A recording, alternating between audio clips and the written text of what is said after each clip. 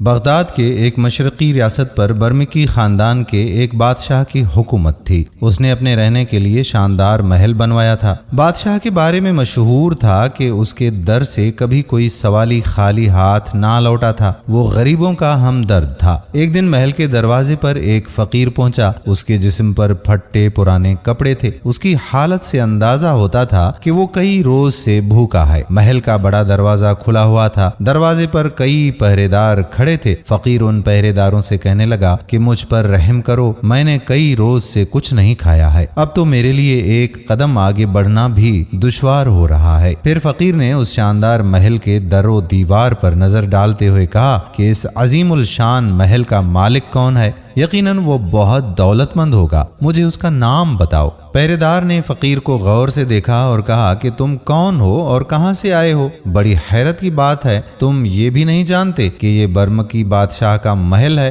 Baghdad کا سب سے ذہین، عقل مند اور دولت مند حکمران ہے۔ فقیر نے پہرے دار کی بات سن کر کہا کہ ہاں، میں نے بادشاہ کے بارے میں سنا ہے، وہ تو غریبوں کا سچا ہمدرد ہے۔ پہرے دار صاحب، آپ مجھے چاندی کا ایک سکہ دے دیں تاکہ میں اپنے لیے روٹی خرید لوں، بھوک سے میری جان نکلی جا رہی ہے۔ پہرے دار نے فقیر سے کہا کہ اگر تم بھوکے ہو تو اندر محل میں کیوں نہیں چلے جاتے؟ تمہیں کوئی نہیں روکے گا، میرا آقا بھی اندر ہی ہے، اس سے ملو اور مدد کی درخواست کرو، وہ تمہاری مدد ضرور کریں گے۔ یہ سن کر فقیر خوش ہو گیا اور پہرے دار کا شکریہ ادا کرتے ہوئے محل میں داخل ہو گیا۔ محل کے اندر ایک شاندار اور خوبصورت تخت پر بادشاہ برجمان تھا۔ اس نے فقیر کو اندر آتے دیکھ لیا تھا۔ فقیر ڈرتے ڈرتے آہستہ آہستہ آگے بڑھ رہا تھا۔ شہزادہ اسے غور سے دیکھ رہا تھا۔ آخر اس نے کہا کہ ڈرو نہیں، چلے آؤ، ہم تمہیں خوش آمدید کہتے ہیں، بتاؤ کیا بات ہے؟ فقیر ادب سے آگے بڑھا اور بادشاہ کے سامنے جھک کر بولا، میرے آقا، میں ایک غریب آدمی ہوں، آپ سے مدد چاہتا ہوں، بھوکا ہوں، اب تک کچھ کھانے کو نہیں ملا۔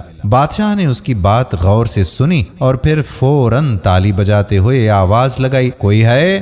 ایک برتن اور پانی کا لوٹا لاؤ، ہم اور ہمارا مہمان کھانے سے پہلے ہاتھ دھوئیں گے۔ فقیر مڑ کر دیکھنے لگا کہ پانی کون لا رہا ہے، مگر کوئی بھی نہ آیا، مگر بادشاہ ایسے ظاہر کر رہا تھا جیسے پانی آ گیا اور وہ اپنے ہاتھ دھو رہا ہے۔ نہ خادم نظر آ رہا تھا، نہ برتن اور نہ پانی۔ فقیر حیران تھا۔ پھر بادشاہ نے فقیر سے کہا کہ معزز مہمان، آپ بھی ہاتھ دھو لیں۔ فقیر سوچ رہا تھا کہ جب پانی ہی نہیں ہے تو ہاتھ کیسے دھوؤں گا، مگر بادشاہ کے سامنے کیا بول سکتا تھا؟ مجبوراً اسے بھی وہی کرنا پڑا جو بادشاہ نے کیا تھا، یعنی جھوٹ موٹ ہاتھ دھونے لگا۔ اب بادشاہ نے دوبارہ تالی بجائی اور دوسرا حکم دیا کہ کوئی ہے، جلدی ہمارے اور ہمارے مہمان کے لیے کھانا لاؤ۔ دیر نہ لگی، نہ کوئی خادم آیا اور نہ کھانا، مگر بادشاہ یہ ظاہر کر رہا تھا جیسے ان کے سامنے دسترخوان بچھا دیا گیا ہے اور اس پر کھانا لگا دیا گیا ہے۔ اس کے بعد بادشاہ سلامت نے اس طرح سے منہ چلانا شروع کر دیا جیسے وہ کھانا کھا رہا ہو۔ اس نے فقیر سے کہا کہ آؤ دوست، تکلف کی کوئی ضرورت نہیں ہے، اسی طرح کھاؤ جس طرح اپنے گھر میں کھاتے ہو۔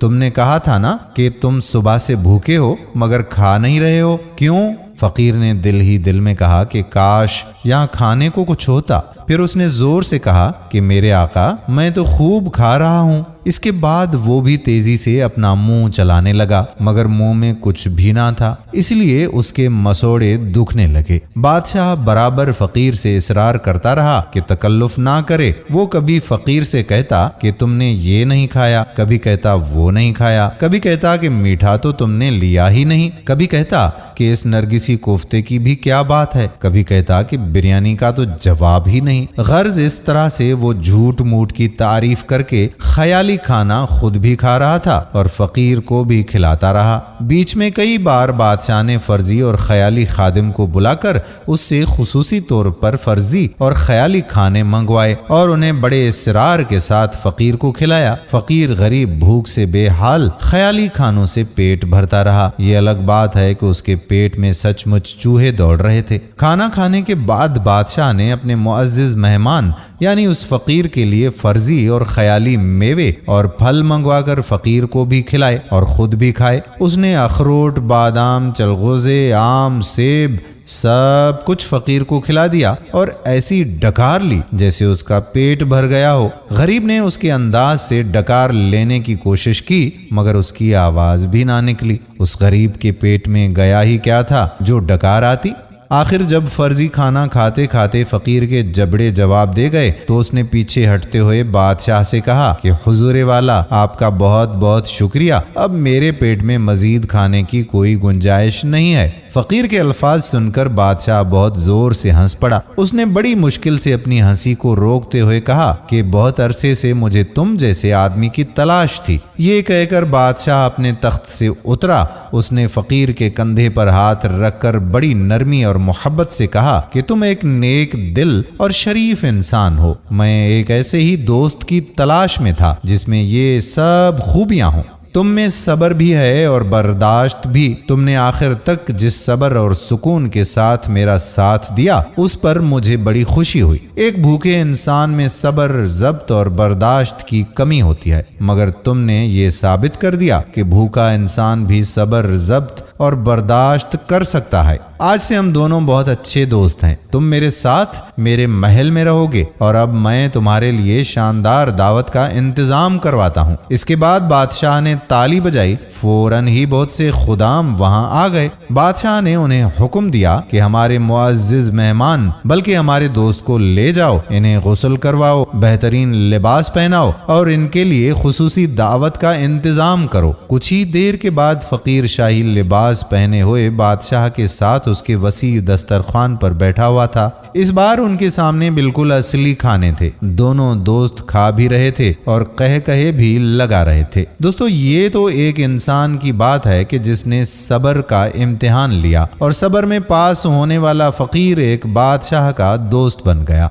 इसी तरह अल्लाह ताला की तरफ से जब हम पर कोई भी मुसीबत आती है या कोई भी आजमाइश आती है तो उसमें हमें सब्र से काम लेना चाहिए ताकि अल्लाह पाक भी हमें सब्र का अजीम फल अता फरमाए। आमीन। दोस्तों, हम उम्मीद करते हैं कि हमारी आज की वीडियो भी आपको ज़रूर पसंद आई होगी और अपने दोस्तों के साथ इसे शेयर भी करेंगे। आने वाली वीडियो तक अपने मेज़बान कादिर बख्श कल्होड़ो को इजाज़त दीजिए। अल्लाह हाफिज।